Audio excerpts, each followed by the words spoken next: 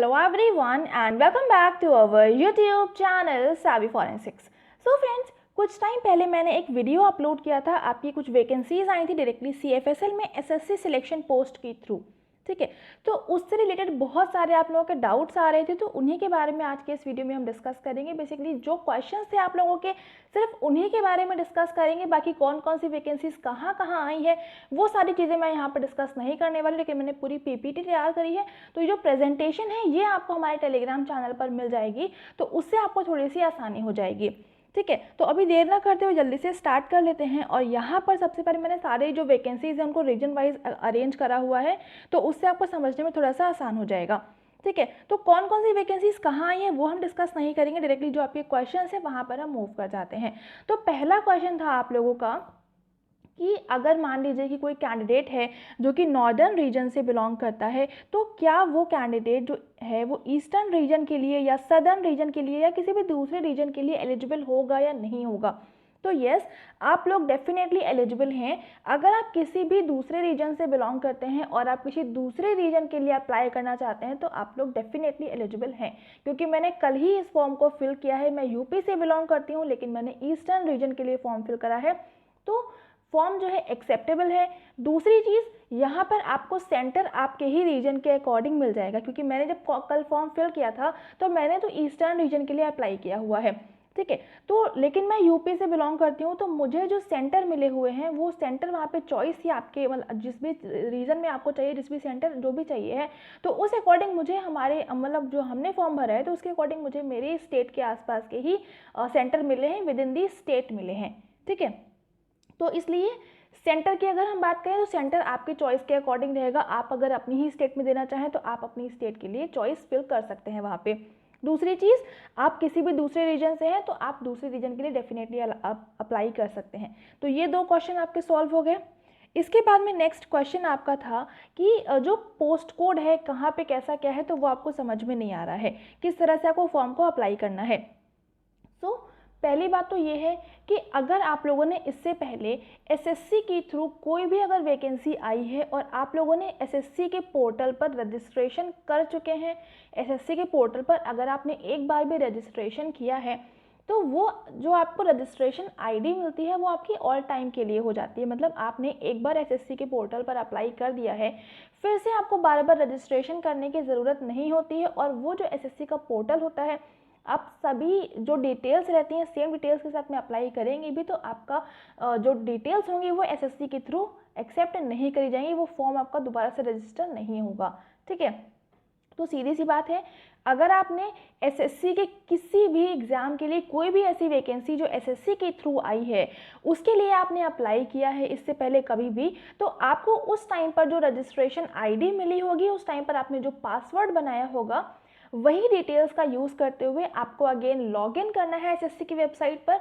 और वहाँ पर डायरेक्टली जो आपकी एप्लीकेशन हिस्ट्री नहीं, वहाँ पे जो एप्लीकेशन जो उस टाइम पर इस टाइम पर चल रही हैं, उस वाले जो आप ऑप्शन पर जाएंगे तो वहाँ पर आपको ये सारी जो वैकेंसी है इनकी डिटेल्स आपको वहाँ पर मिल जाएंगी। फिर वहाँ से आपको चेक करना है कौन कौन से रीजन में आपको अप्लाई करना है। वैसे मैंने यहाँ पर दे दिया है कौन कौन से रीजन का क्या पोस्ट कोड है, कौन सी वैकेंसी है, आप यहाँ से भी देख सकते हैं। बाकी वहाँ पे वेबसाइट पर जाकर आपको और ज़्यादा क्लैरिटी मिल जाएगी, ठीक है। उसके बाद में आपको करना क्या है, डायरेक्टली आपने रजिस्टर कर लिया, रजिस्टर करने के बाद में जब आप फॉर्म फिलिंग करेंगे तो वहाँ से आपसे सबसे पहले दो चीज़ें पूछी जाएंगी जब फॉर्म फिल कर रहे होंगे उसी टाइम पर। पहला कि आपको किस रीजन के लिए अप्लाई करना है, तो जिस भी रीजन के लिए अप्लाई करना है पहले तो आपको वो चेक करना है। मान लीजिए कोई पोस्ट है, अगर हम इसी वैकेंसी की बात करें कि सीनियर साइंटिफिक असिस्टेंट बायोलॉजी के लिए आपको अप्लाई करना है ईस्टर्न रीजन में, तो पहले आपको सिलेक्ट करना पड़ेगा eastern region. Eastern region select करने के बाद में आपसे पोस्ट कोड पूछा जाएगा, तो पोस्ट कोड में आपके सामने बहुत सारे, आप जब ऑप्शन पर क्लिक करेंगे तो एक ड्रॉप डाउन लिस्ट आपको इस तरह से ओपन दिखेगी। उसमें आपको क्या करना है, मान लीजिए यही वाली वैकेंसीज की आपके लिए आपको अप्लाई करना है, तो उसके लिए जो पोस्ट कोड आपको सिलेक्ट करना है वो रहेगा ER10421, ठीक है। अब यहाँ पर इसके अलावा एक और क्वेश्चन आ रहा था कि जो आपके कुछ जगह पर मतलब कुछ लोगों के जो रीजन वाइज आप खोल रहे हैं तो उसमें कुछ आपको पोस्ट कोड नज़र नहीं आ रहे हैं, तो उसमें कुछ दिक्कतें हो सकती हैं। या तो हो सकता है कि वो रीजन आपने पोस्ट कोड गलत देख रखा हो, दूसरा रीजन वाइज यहाँ पर आपको पोस्ट कोड दिखेंगे, मतलब ऐसा नहीं होगा कि सारे पोस्ट कोड आपको साथ में दिख जाएंगे। जो रीजन आप सिलेक्ट करेंगे उसी रीजन के अकॉर्डिंग आपको वहाँ पर पोस्ट कोड दिखेंगे। तो हो सकता है कि आपका वो मिसमैच हो रहा हो। दूसरी चीज़ हो सकती है कि कोई टेक्निकल ग्लिच हो रहा हो, कोई हो सकता है नेट वगैरह का इशू हो, उस वजह से आपको सारे पोस्ट कोड ना दिख रहे हों। उसके अलावा हो सकता है कि जो पोस्ट कोड आपको है, जिस भी के लिए आप अप्लाई करना चाहते हैं और जो आपको शो नहीं हो रहा है, तो इट मे बी पॉसिबल कि आपकी जो क्वालिफिकेशन है वो उस पोस्ट को, मतलब वो उस पोस्ट के अकॉर्डिंग मैच नहीं करती हो। ठीक है, तो इसी वजह से ये चीज़ें हो सकती हैं कि आपको वो पोस्ट कोड वहाँ पर ना दिख रहा हो। ठीक है, अभी हम आगे मूव करते हैं। अगला क्वेश्चन आपका था कि यहाँ पर बेसिकली जब आप फॉर्म को फिल कर रहे हैं, मैंने आपको बताया था जो आपका नोटिफिकेशन आया था उसके अकॉर्डिंग कि ग्रेजुएशन एंड अबव मांगा गया है। तो वहाँ पर डायरेक्टली ऐसा कुछ मेंशन नहीं था कि सिर्फ बैचलर्स आपका एलिजिबल होगा या सिर्फ मास्टर्स एलिजिबल होगा, लेकिन कल मैंने जब वेबसाइट पर चेक करा तो वहाँ पर जितनी भी आपकी सीनियर साइंटिफिक असिस्टेंट की पोस्ट थी CFSL में, किसी भी रीजन में हो, तो वहाँ पर आपका हर तरह के उसमें आपका मास्टर्स की डिमांड करी गई है। ठीक है, तो मतलब ये है कि आपके पास मास्टर्स डिग्री होनी चाहिए तो ही आप इन सारी पोस्ट के लिए एलिजिबल होंगे। ठीक है, अब यहाँ पर हमने सारी के सारी जितनी वैकेंसीज़ हैं उनकी जितनी भी डिटेल्स आपकी वेबसाइट पर अवेलेबल थी वो सारी मैंने यहाँ पर लिख दी हैं। अब यहाँ पर आपको करना क्या है, जिस भी पोस्ट के लिए आप एलिजिबल होंगे तो वो आपको चेक करना है यहाँ पर क्वालिफिकेशन से। अगर आपको मान लीजिए सीनियर साइंटिफिक असिस्टेंट बायोलॉजी की पोस्ट के लिए अप्लाई करना है तो उसके लिए आपके पास मास्टर्स डिग्री होनी चाहिए, और ये बाकी के सब्जेक्ट हैं इनके साथ साथ, मतलब बायोलॉजी है, ज़ूलॉजी है, बॉटनी है, माइक्रोबायोलॉजी है, फिजिकल एंथ्रोपोलॉजी है, ये सारे सब्जेक्ट हों, या फिर फोरेंसिक साइंस हो मास्टर्स लेवल पर, और साथ में बॉटनी या जूलॉजी आपके बैचलर्स डिग्री में आपका एक सब्जेक्ट होना चाहिए। ठीक है, तो आप इन पोस्ट के लिए एलिजिबल होंगे। मतलब ये सारी पोस्ट के लिए आपके पास मास्टर्स डिग्री होना मस्ट है, मास्टर्स डिग्री होनी चाहिए, साथ में बैचलर्स पे आपका उस पर्टिकुलर पोस्ट से रिलेटेड एक सब्जेक्ट होना चाहिए। वो सारी डिटेल्स यहाँ पर आपकी इंडिकेटेड है। अब यहाँ पर एक चीज़ और है कि जब आप इन वैकेंसीज़ के लिए अप्लाई करेंगे तो फॉर्म फिल करते टाइम पर एक तो आपको ये बताना होगा कि आपने मास्टर्स अपना कंप्लीट कर रखा है इस पर्टिकुलर सब्जेक्ट में, उसके साथ में वहाँ पर एक्सपीरियंस भी पूछा जाएगा। ठीक है, लेकिन एक्सपीरियंस वहाँ पर सिर्फ पूछा जाएगा, अगर आप लोगों के पास एक्सपीरियंस है तो आप वहाँ पर फिल कर सकते हैं। अदरवाइज एज सच कोई कंपल्शन नहीं है कि एक्सपीरियंस होना ही चाहिए। मतलब कि एक्सपीरियंस एक डिज़ायरेबल ऑप्शन है, अगर आपके पास है तो आप वहाँ पर फिल कर सकते हैं, वरना आप उस ऑप्शन को, उस जो भी आपके ब्लॉक्स होंगे आप उसको एज इट इज़ छोड़ दीजिएगा। ठीक है, तो एज सच जो एक्सपीरियंस है वो कोई कंपलसरी नहीं है कि आपके पास होना ही चाहिए, वो बस एक डिज़ायरेबल ऑप्शन है। ठीक है, तो अगर आपके पास है तो बहुत अच्छी बात है, आप लोग उसको फिल कर देंगे, नहीं है तो उस सेक्शन को आप स्किप कर देंगे। ठीक है, मतलब वो सेक्शन जो है, वो ब्लॉक्स जो होंगे आपके एक्सपीरियंस वाले, उसको एज इट इज़ छोड़ दीजिएगा।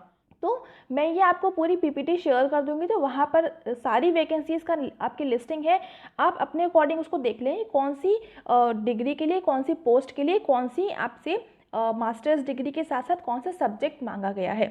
ठीक है, इतना हो गया। बाकी यहाँ पर लिखा हुआ है कि कितनी वैकेंसीज किस किस कैटेगरी में है, ये आप देख लीजिएगा। एज का यहाँ पर लिखा हुआ है और ये डिपार्टमेंट आपका लिखा हुआ है। पे स्केल का बहुत आपका क्वेश्चन रहता है, तो पे स्केल आपकी यहाँ पर जो रहेगी वो आपका 35,400 से लेकर के 1,12,400 के बीच में रहने वाली है। ठीक है, उसके अलावा नेक्स्ट क्वेश्चन था आप लोगों का कि क्या मैम इसमें सिर्फ एक ही एग्ज़ाम होगा, इसमें कोई आपका स्पेशलाइज्ड फोरेंसिक साइंस के लिए कोई एग्ज़ाम होगा या नहीं होगा। तो यहाँ पर क्लियरली लिखा हुआ है, जब मैंने आपको नोटिफिकेशन दिखाया था वहाँ पर मैंने आपको बताया था कि ये आपका सिर्फ एक पेपर होगा, कंप्यूटर बेस्ड टेस्ट होगा। अब इसमें होगा क्या, इसमें 4 सेक्शन में ये डिवाइडेड है। पहला सेक्शन जो है आपका, वो है आपका जनरल अवेयरनेस, जिसको हम करेंट अफेयर्स भी कहते हैं, जहाँ पर आपका हिस्ट्री, ज्योग्राफी और जो करेंट चल रही हैं चीज़ें, वो सारी चीज़ें उसमें पूछी जाएंगी और इसके 25 क्वेश्चन होंगे। नेक्स्ट था आपका इंग्लिश के भी आपके 25 क्वेश्चन होंगे। इसके बाद में आपका था रीजनिंग। ठीक है, रीजनिंग जो होगी इसकी भी 25 क्वेश्चन होंगे। नेक्स्ट है आपका क्वांट्स यानी कि मैथ्स, तो मैथ्स में भी आपके 25 क्वेश्चंस होंगे और हर एक क्वेश्चन 2 मार्क्स का होगा, तो टोटल पेपर जो रहेगा आपका 200 मार्क्स का हो जाएगा।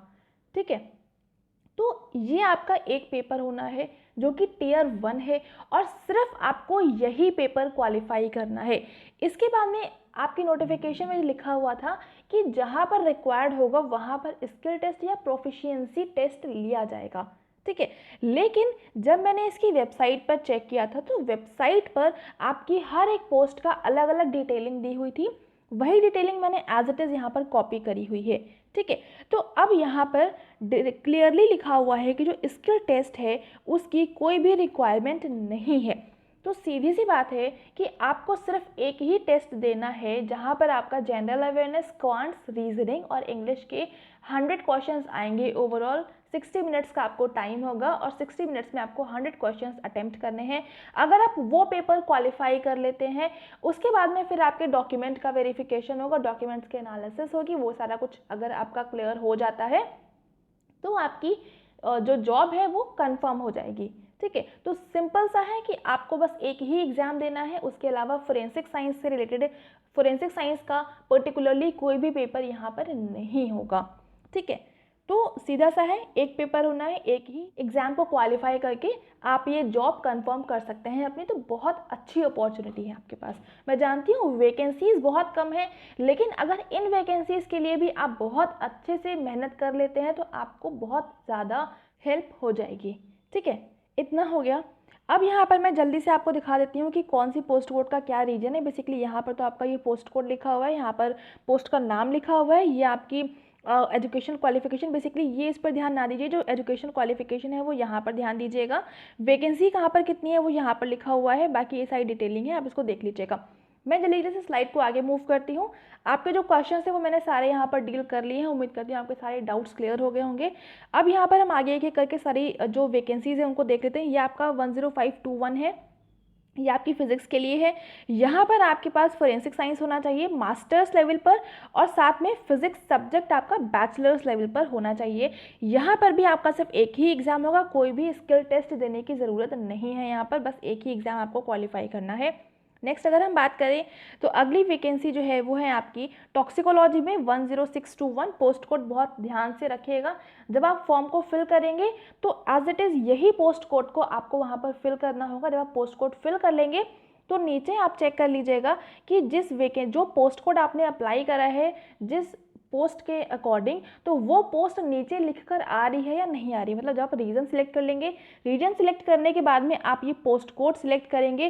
पोस्ट कोड जब आप सिलेक्ट कर लेंगे उसके बाद में उसके नीचे जो पोस्ट का नाम है वो नाम लिख कर आएगा। तो आप एक बार मैच कर लीजिएगा कि जिस पोस्ट के लिए आप खुद अप्लाई करना चाह रहे हैं, मान लीजिए सीनियर साइंटिफिक असिस्टेंट टॉक्सिकोलॉजी के लिए आपको अप्लाई करना है, तो आपने ये वाला पोस्ट कोड डाला है, तो एक बार चेक कर लीजिएगा कि ये वाला पोस्ट कोड डालने के बाद में सेम यही पोस्ट का नाम लिख के नीचे आ रहा है या नहीं आ रहा है, ठीक है।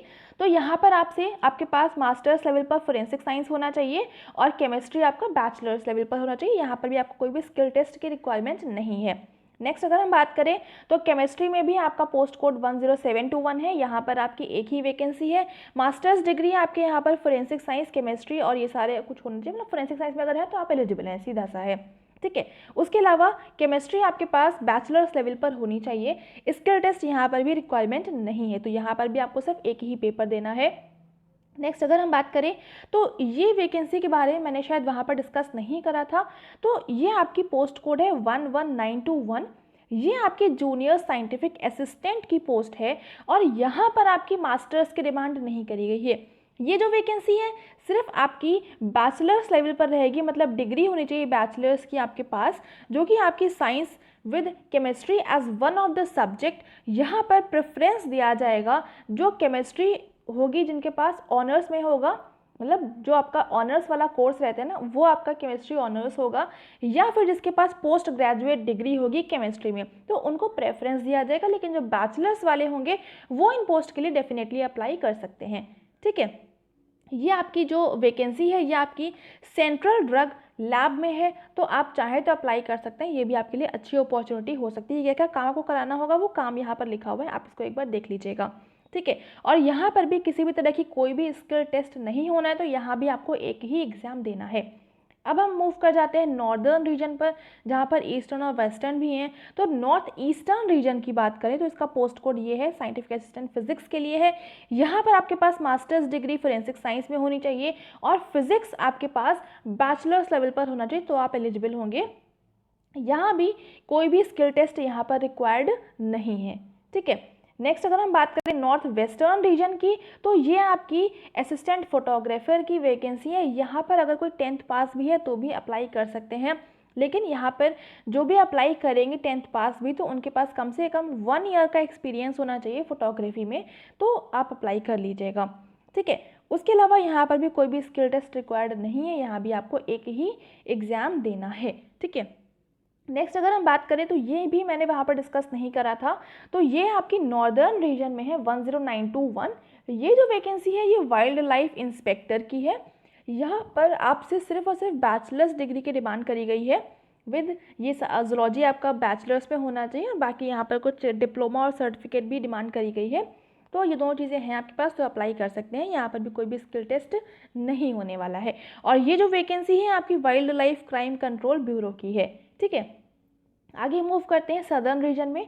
सदर्न रीजन में क्या है आपका, ये आपकी लैब असिस्टेंट की पोस्ट थी, पोस्ट कोड है 10421।